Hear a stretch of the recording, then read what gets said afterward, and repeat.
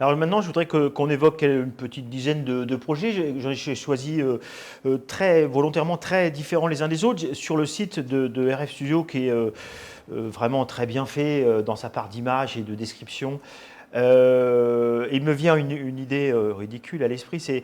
J'ai appris récemment qu'il y a des colloques d'astronautes où pour y entrer, avoir son badge, il faut avoir au moins fait un tour complet de la Terre, forcément en quelques minutes. C'est-à-dire que si on n'est pas astronaute, en clair, on n'y va pas. Et ma blague, et je pense à l'Ivry, qui est d'une chaise que je trouve très très belle. On en a un autre exemple ici où on a l'impression qu'elle est comme si elle avait été immergée. Elle est magnifique.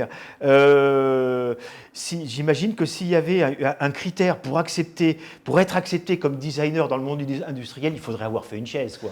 Oui et non, en fait. Moi, alors, je ne vais pas faire fausse modestie, mais vraiment, moi, je n'étais pas du tout programmé pour dessiner des chaises. Et enfin, je pense que ce qui a changé, c'est que au studio, on dessine du mobilier, mais parce qu'on le dessine dans un contexte. Après, ce contexte, il nous échappe, ce mobilier, il plaît, et on nous le redemande. Et c'est dans ce cadre-là, en général, qu'on produit du mobilier. Et très, très récemment, un projet qui d'ailleurs n'est même pas encore sorti, mais on a dessiné ce mobilier, vous le disiez tout à l'heure, vous parliez de livrerie ou de lutherie, enfin des Le mobiliers livret qui est sur mesure. des mobiliers qui sont d'abord faits sur mesure. En réalité, ensuite, certains éditeurs, certains fabricants qui nous les ont fabriqués nous demandent s'ils peuvent les éditer. Ça se passe vraiment beaucoup plus dans ce sens-là que traditionnellement, tel que ça peut se faire ou tel que ça s'est toujours fait, un éditeur qui vous propose de lui présenter des mobiliers et s'il aime quelque chose, eh bien, il le prototype, il le teste. S'il voit au salon du meuble ou ailleurs que ça plaît, eh bien, il l'édite. Je dirais que ça, en fait, on ne l'a nous jamais fait. Et si on fait du mobilier aujourd'hui, bien sûr qu'il y a certains meubles très classiques comme celui sur lequel on est assis qui répond à une fonction, je dirais, assez commune et assez prévisible. Il y a d'autres mobiliers qu'on dessine dans nos projets qui sont spécifiquement liés à l'usage qu'on voudrait inventer pour ce lieu-là et qui du coup ont une forme qui intrigue. Vous parliez de ces chaises, de ces petits fauteuils sans pieds. Ils ont été pensés pour le Philanthrope, ce lieu dédié à la philanthropie, où l'objectif c'était de créer des nouvelles postures où personne qui cherche à financer son projet et personne qui a les moyens de financer ce projet se rencontre finalement à même le sol, euh, sur une base commune pour finalement parler du projet et des moyens qu'il faut mettre pour le mettre en œuvre. C'est symbolique, mais cette symbolique, finalement, elle s'incarne dans des objets. On revient finalement, je dirais au début de notre conversation, Sur le pouvoir. sur la question du pouvoir. Ouais. Pour moi, ce sont des objets qui incarnent le pouvoir démocratique, c'est-à-dire des objets qui, d'une certaine manière, remettent tout le monde à égalité pour pouvoir parler ensemble du monde qu'ils veulent construire. D'ailleurs, un artiste, il y a quelque temps, m'évoquait, parce qu'il avait travaillé sur un canapé technologiquement modifié pour tenir, sur le fait que le canapé, finalement, c'était le lieu où la plupart des décisions, par exemple, du XXe siècle, étaient prises avec des présidents, par exemple. On dit ça des restaurants surtout. Et, Ah oui. les restaurants sont vraiment nés de ce besoin aussi, de se rencontrer discrètement, de pouvoir à la fois manger et faire de la politique ou du commerce. Et c'est certain que pour avoir beaucoup travaillé dans le monde de la restauration, notamment gastronomique, j'ai pu, je dirais, apprécier et comprendre à quel point ces lieux sont là, évidemment, pour apprécier la nourriture, mais surtout aussi pour se rencontrer et projeter les projets communs. Donc, en effet, le mobilier et ce qu'il y a sur la table sert Oui. aussi à ça. Et combien de décisions se sont prises dans les grandes brasseries à côté de la Bourse ou à Certainement. côté de l'Assemblée. Certainement. Alors, je voudrais qu'on passe, là avec l'Ivry, j'évoquais 2013, donc j'ai remonté un petit peu dans votre travail. Je voudrais qu'on évoque 2015, d'abord pour un souvenir personnel, parce que c'est là que j'ai découvert votre travail, au Frénois, et là je vous découvre comme artiste contemporain. Donc on passe de la chaise comme le devoir du designer, dont vous nous dites qu'évidemment, vous n'êtes pas fait du design pour ça. Et là, je vous vois avec une pièce qui est une installation artistique, revendiquée comme œuvre contemporaine. Peu de temps après, je l'ai vue dans une galerie d'art contemporain chez Michel Rhin. Et en fait, moi, ça m'a beaucoup surpris parce qu'il y a une forme de magie qu'autorisent les technologies notamment, mais pas que, c'est aussi le travail du designer, j'imagine, de mettre un soupçon de mystère quelquefois. Et en effet, cette image éclair, c'est son titre, il se passe quelque chose dans l'écran, hors écran, au travers de deux types de lumière, et à un moment donné, c'est vrai qu'on ne sait plus bien ce qu'on regarde. Ouais. Non, alors, petite correction, alors vraiment, c'est pas du tout un travail pour moi d'artiste, et je ne me considère pas comme un artiste. Je suis un créateur. C'est tellement plus simple en fait d'utiliser ce terme-là. La création, heureusement, peut, je dirais aujourd'hui, répondre à tout type de projet et justement permettre à chacun d'éviter de rentrer dans un cadre siloté. Voilà, donc je suis un créateur et souvent je dis même créateur entrepreneur parce que le créateur n'a pas forcément une commande. Et quand il n'y a pas de commande, il faut qu'il la crée. Donc il crée non seulement le besoin, mais il en est aussi d'une certaine manière le client. Et ça, c'est une réalité de notre époque que je trouve plutôt intéressante. C'est le cas de l'image éclair. En gros, j'étais en effet professeur invité au Fresnoy. C'était, je dirais, 2 ans, ce qui est rare. C'était l'occasion, je dirais, de faire rencontrer la vision d'un designer, d'un créateur, avec des étudiants qui sont plus portés, je dirais, sur l'image et le cinéma. Et en tant que professeur invité, vous avez le droit de faire un projet. Enfin, vous avez le droit, vous avez même le devoir de le faire. Et j'ai trouvé ce challenge assez intéressant.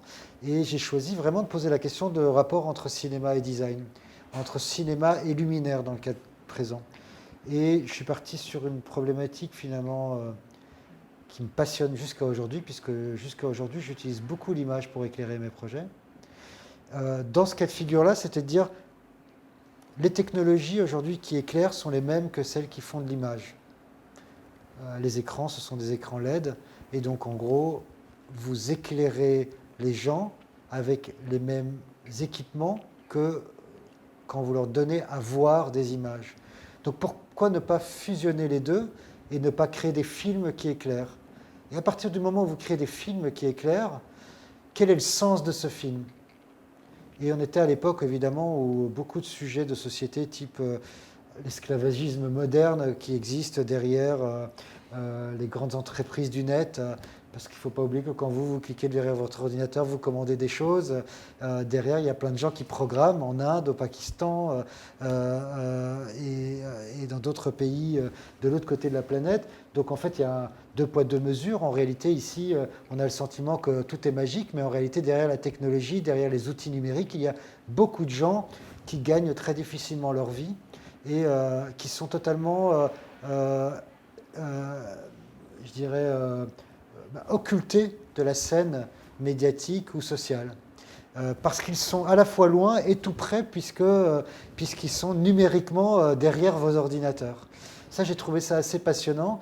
Et finalement, même si ce n'est pas forcément comme ça que les gens qui voient ce travail se projettent dedans, la réalité, c'est qu'on voit des gens qui tiennent des flambeaux, qui tiennent des luminaires dans ces écrans. Et c'est vous, finalement, en tant que maître des lieux, qui leur donnez le pouvoir de bouger ou non. Donc ce sont des écrans avec des films où des gens vous attendent, finalement.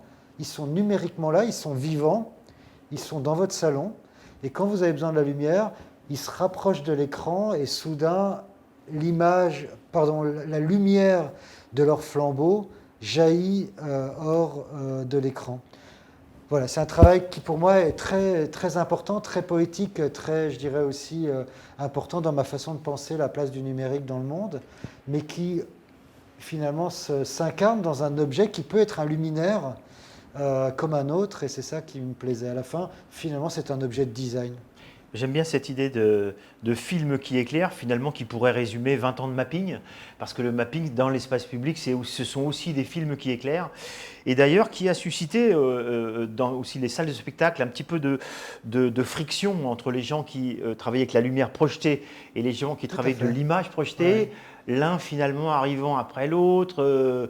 Bon, aujourd'hui, finalement, la LED La LED a, a solutionné ça, puisque maintenant, Tout à fait. Elle a fait on fusionner en projette. tout cas Ouais. deux univers. Après, les expertises peuvent être encore évidemment différentes, mais je pense par exemple à une installation, un dispositif que j'ai créé avec Cyril Test, le metteur en scène, que j'ai rencontré grâce à ces 2 années passées au Frénois.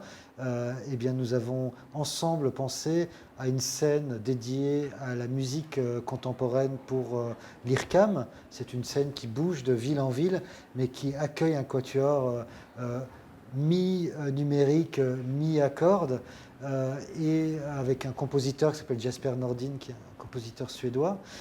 Et c'est un dispositif qui s'éclaire, mais toute la lumière en fait qui éclaire ce dispositif, c'est de l'image. Vous ne la voyez jamais, mais les sources que nous avons été chercher pour éclairer ce dispositif ne viennent que d'images que nous avons sourcées.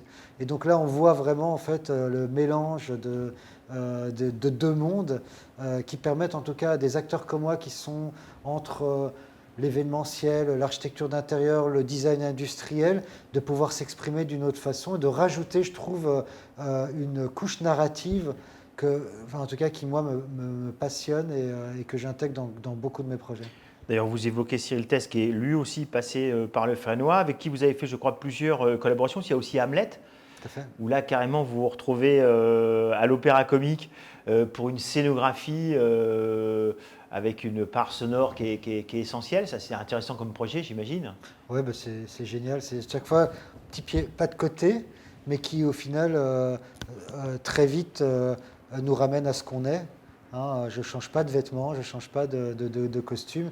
Quand je suis à l'Opéra Comique avec Cyril Test, d'abord, il y a une vraie problématique, c'est qu'est-ce que c'est Hamlet au XXIe siècle, dans un monde où les questions peuvent se poser exactement de la même façon, celle de l'amour, celle de la jalousie, celle de la haine, mais aussi celle du pouvoir. Et on revient à la question du pouvoir. Avec Cyril, on a plutôt choisi déporter la question du pouvoir royal vers la question du pouvoir médiatique. Et après, il y a le travail de Cyril qui est passionnant et dans lequel moi je me retrouve complètement parce que c'était déjà la pratique que j'avais moi du design en tant qu'étudiant à l'ENSI.